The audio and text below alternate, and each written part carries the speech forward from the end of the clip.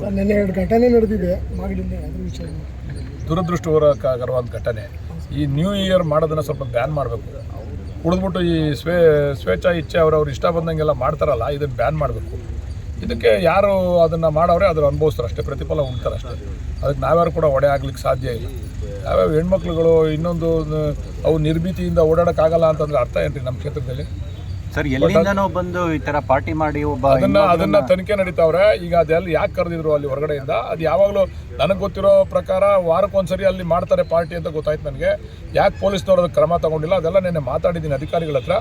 ಇಂಥ ವಿಚಾರಗಳಲ್ಲಿ ಪೊಲೀಸ್ನವರು ಯಾವುದಕ್ಕೂ ಆಸ್ಪದವನ್ನು ಕೊಡಬಾರ್ದು.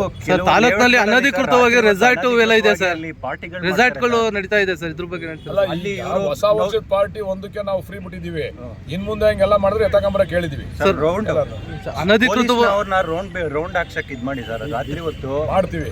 ಹೊಸ ಪೊಲೀಸ್ ಪಡೆ ರೆಡಿಯಾಗಿ ಬರ್ತಾ ಇದೆ. ಬಂದ ತಕ್ಷಣ ಅದಕ್ಕೆ ಈಗ ಅನಧಿಕೃತವಾಗಿ ರೆಸಾರ್ಟ್ ಹೋಮ್ ಸ್ಟೇಗಳು ತಲೆ ಎತ್ತಾ ಇದೆ ಸರ್ ತಾಲೂಕಿನಲ್ಲಿ, ಇದ್ರ ಬಗ್ಗೆ ಹೇಳ್ತಾರೆ ಸರ್? ಅಲ್ಲ, ಅದು ನಮಗೆ ಮಾಹಿತಿ ಇಲ್ಲ. ಪೊಲೀಸ್ನವ್ರಿಗೆ ಅದ್ರ ಬಗ್ಗೆ ಒಂದು ಹೇಳಿದ್ದೀನಿ, ತಿಳ್ಕೊಳ್ಳಿ ವಿಚಾರ ನಮಗೆ ಮಂದಟ್ಟು ಮಾಡಿ ಎಲ್ಲ